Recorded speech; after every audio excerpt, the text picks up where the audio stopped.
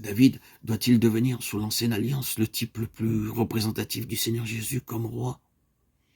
Il n'est pas étonnant, dès lors que Dieu le fasse passer par des chemins tout spéciaux, dans lesquels il fera d'étranges expériences.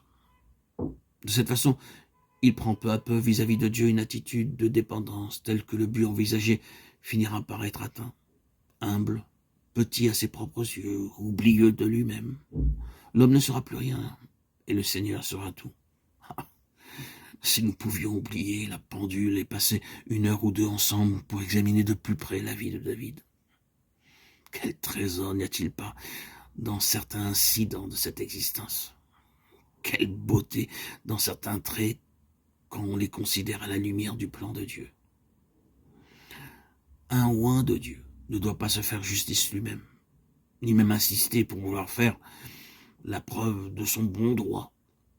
Oui, comme le Seigneur se charge de faire lui-même justice à celui qu'il a oint, quand l'homme renonce spontanément à toute tentative de se justifier. En plus, d'une occasion, David fut à 2 doigts de prendre en main sa propre cause et de faire un éclat. Dieu l'en préserva à cause de l'onction. Vous vous souvenez de cette circonstance où David, un jour rejeté, poursuivi, traqué, cherchant de l'aide en envoyant demander à quelqu'un qui avait en abondance de quoi le secourir, il essuya un refus, plus qu'un refus, une insulte. Et il fut si sensible à cette provocation qu'il conçut séance tenante le dessein de se venger. Il part avec ses gens, mais la femme de l'autre, apprenant la chose, vient au-devant de lui, parlemente, raisonne et le dissuade de mettre à exécution son projet de vengeance. Après quelques jours seulement, qu'arrive-t-il? Cet homme meurt, victime de ses propres excès. Et David remercie Dieu de l'avoir empêché, lui, David, de faire le mal. Comme il est heureux d'avoir pu abandonner cette cause à Dieu et d'avoir été préservé de cet acte de vengeance qu'il avait été sur le point de commettre. Quelqu'un qui a reçu l'onction doit en effet se garder d'actes de ce genre. Dieu épargna à David le regret d'une action qui aurait été pour toujours une tâche sur l'onction qu'il avait reçue. Le Seigneur intervient lui-même et prit l'affaire entre ses mains. Si vraiment nous sommes loin, Dieu s'occupera lui-même de ce qui nous concerne. Nous n'avons pas besoin de nous faire du souci pour venger nos droits méconnus. Ne vous vengez pas vous-même, bien-aimés, mais laissez agir la colère. Car il est écrit, à moi la vengeance, à moi la rétribution, dit le Seigneur. Et quel exemple que celui de David refusant de toucher à Saül, alors qu'il le tient à sa merci. Cet homme qui emprisonne presque sa vie, il est là, sans défense, entre ses mains.